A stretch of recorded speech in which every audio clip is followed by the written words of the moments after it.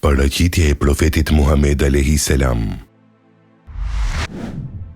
Përgjatë historisë, njerëzimi ka njohur udhëheqës dhe personalitete që kanë lënë gjurmë me fjalët apo veprat e tyre. Por ka jetuar një njeri, prania e të cilit nuk prekte vetëm mendjen, por pushtonte në çast të zemrën e çdo vëzhguesi. Ai ishte profeti Muhammed, paqja dhe mëshira e Allahut qofshin mbi të. Islami nuk lejon pikturimin apo skicimin e portretit të tij për të ruajtur pastërtinë e mesazhit.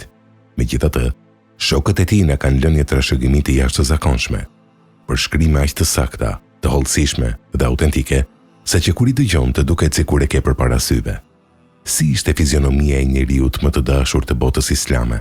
Në librat e saktë të transmetimeve, siç është Shemaili i Imam Tirmidhiut, shokët e tij e përshkruajnë trupin e profetit, paqja dhe mëshira e Allahut qofshin mbi të, si një harmoni të përsosur gjeometrike. Ai nuk ishte as i gjatë sa të shtohej mbi të tjerët, e as i shkurtër. Ishte një gjatësie mesatare, por kur ecte me njerëzit, dukej më i larti prej tyre për shkak të qëndrimit dhe rrezatimit të tij. Kishte supe të gjerë, gjoks të rrafshët dhe një fizik të fortë e të lidhur mirë. Lëkura e tij ishte një nga tiparet më të veçanta. Ajo nuk ishte e bardhë si gëlqeria, e as zeshkane.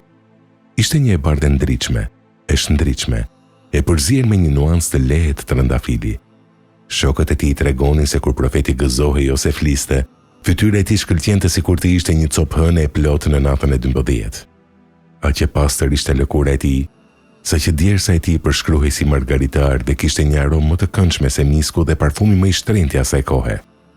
Nëse do të shikoje fytyrën e tij, gjëja e parë që të bënte përshtypje ishin sytë e tij të mëdhenj dhe të mpret. Ngjyra e syve të tij ishte një zezë e thellë, e pastër, ndërsa pjesa e bardhë e syrit kishte disa vija të holla të kuqe që tregonin një mpretësi dhe gjallëri të jashtëzakonshme. Qerpikët e tij ishin natyralisht të gjatë dhe të dendur, gjë që i jepte shikimit të tij një butësi dhe autoritet të vetëvetishëm. Flokët e profetit, paqja dhe mëshira e Allahut qofshin mbi të, ishin të zinj si nata. Ata nuk ishin krejtësisht të drejtë as kaçurel të ashpër, ishin flok me lëkundje të buta valore. Ndonjëherë rriteshin deri në gjysmën e veshit, e ndonjëherë preknin supet. Hunda e tij ishte e hollë, e drejtë dhe pakës e ngritur në mes, saqë kushdo që e shikonte për herë të parë, mendonte se ai kishte një hundë të gjatë, por në fakt ishte drita dhe struktura e saj që krijonte atë iluzion mbretëror. Mjekra e tij ishte e dëndur, e zezë dhe e rregullt, duke ja plotësuar portretin me një burrëri të plotë. Por ajo që i bënte të gjithë njerëzit të dashuroheshin pas tij, ishte buzëqeshja e tij e pandërprerë. Profeti Muhammed, paqja dhe mëshira e Allahut qofshin mbi të, nuk ishte një njeri i vrentur apo i ashpër. Shokët e tij tregonin: nuk kemi para skënd të buzëqesh më shumë se i dërguari i Allahut. Buzëqeshja e tij ishte e qetë, si një agim i ngrohtë. Kur ai buzëqeshte apo qeshte lehtë, i shfaqeshin dhëmbët e tij që ishin të bardhë si kokrat e breshrit dhe kishte një hapësirë të vogël mes dhëmbëve të parë, nga ku dukej sikur dilte dritë kur fliste. Ai nuk qeshte kurrë me zë të lartë apo në mënyrë të shfrenuar. Gëzimi i tij shprehej përmes një buzëqeshjeje fisnike që rrezatonte paqe, siguri dhe dashuri. Kur një njeri i varfër, një jetim apo një i huaj e shikonte atë duke buzëqeshur, çdo frikë dhe breng largohej nga zemra e tyre në çast.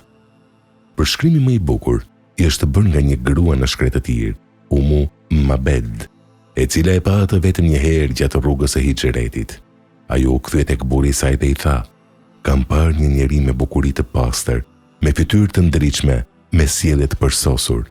Nga larg është njeriu më i bukur dhe më madhështor, e nga afër është më i ëmbël dhe më i këndshëm."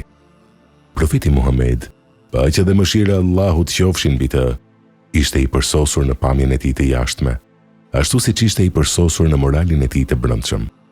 Një dritë që e ndriçoi këtë botë dhe që vazhdon të ndriçojë zemrat e miliona njerëzve që dëshirojnë të shohin atë qoftë edhe një herë të vetme në ëndrat e tyre. O profet, ne të dërguam ty dëshmitar, përgëzues, paralajmërues dhe si një pishtar ndriçues. Surja Ahzab 45-46.